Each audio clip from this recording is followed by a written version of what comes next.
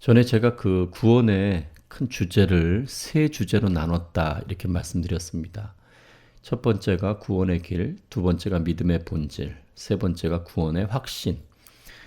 오늘은 구원의 길의 네 번째, 구원의 길의 마지막 주제죠. 진정한 생명을 얻는 길은 무엇입니까? 라는 제목으로 말씀을 나누겠습니다. 먼저 하나님의 말씀을 먼저 찾아보겠습니다. 요한일서 5장 10절에서 12절. 하나님의 아들을 믿는 자는 자기 안에 증거가 있고 하나님을 믿지 아니하는 자는 하나님을 거짓말하는 자로 만드나니 이는 하나님께서 그 아들에 대하여 증언하신 증거를 믿지 아니하였습니다.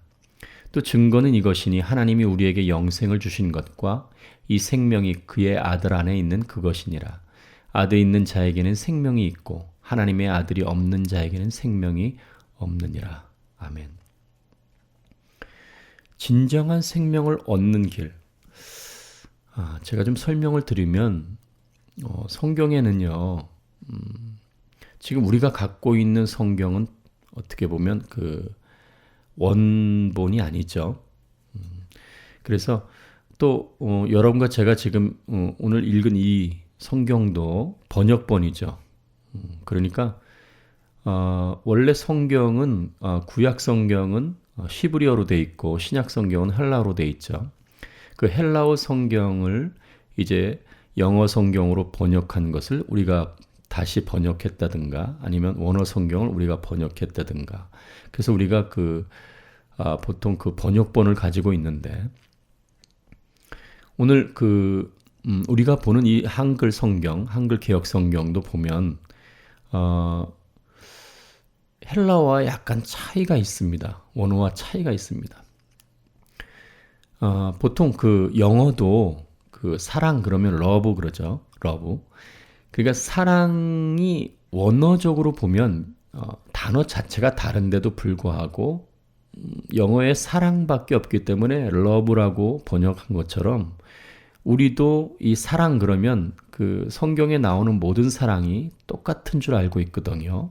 그런데 그렇지 않습니다. 여러분도 이미 알고 계신 사실이겠지만 하나님께서 인간을 사랑한다든지 하나님이 세상을 사랑한다고 표현했을 때 그 사랑은 아가파오라고 얘기합니다.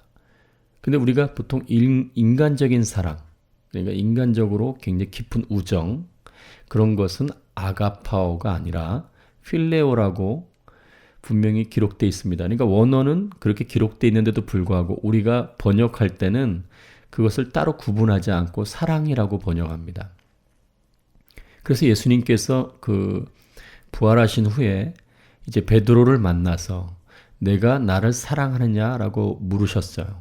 그랬더니 베드로는 예, 제가 주님을 사랑하는 주께서 아십니다.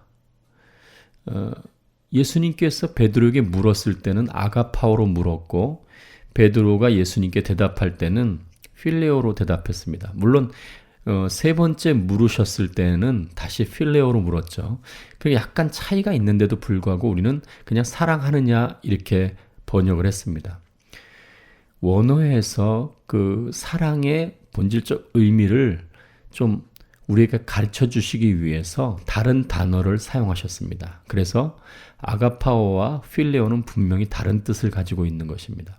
아가파오는 하나님께서 사랑하실 때 하나님의 사랑을 의미하는 것이고 필레오는 인간의 사랑을 의미하는 것이죠. 그와 동일하게 생명도 나누어져 있습니다. 생명도 단어가 분명히 별개로 구분되어 있습니다. 하나님의 생명, 그러니까 하나님의 생명이란 말이 좀 어폐가 있습니다. 하나님 자신이 생명이시죠. 그러니까 그 생명을 표현할 때는 우리가 보통 인간의 생명이나 목숨을 표현할 때와는 다른 단어를 사용하셨습니다. 그래서 보통 인간의 생명이나 목숨을 원어로는 푸시케라고 표현을 했어요. 그러니까 인간의 생명을 푸시케.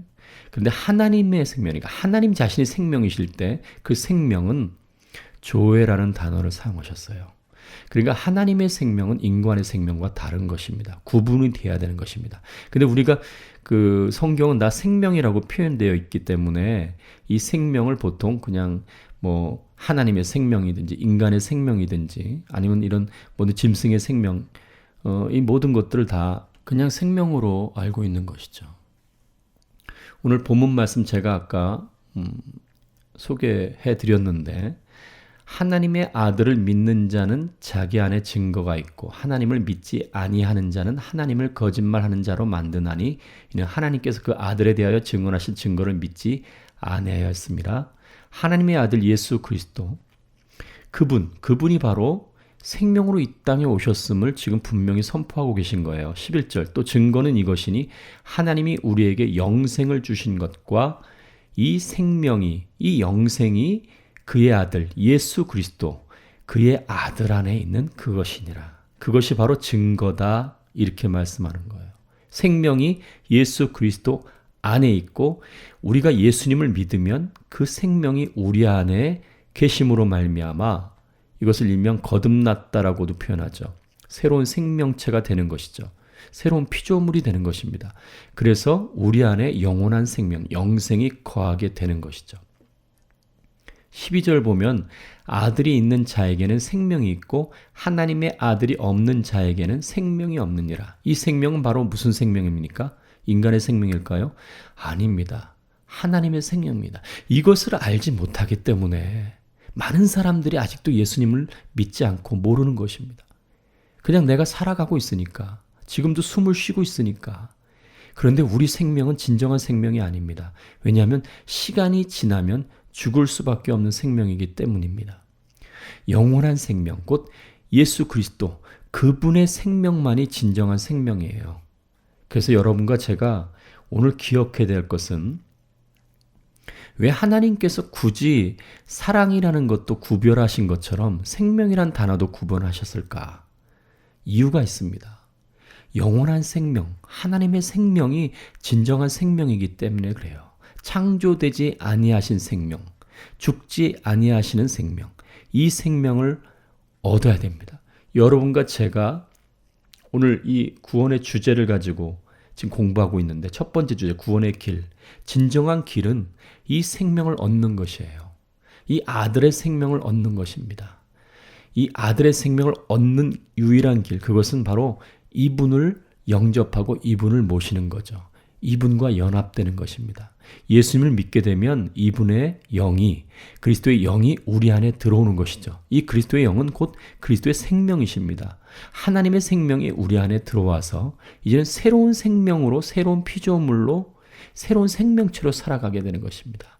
이 구원의 놀라운 이 선포, 이 진리, 이것을 많은 사람이 알았으면 좋겠습니다.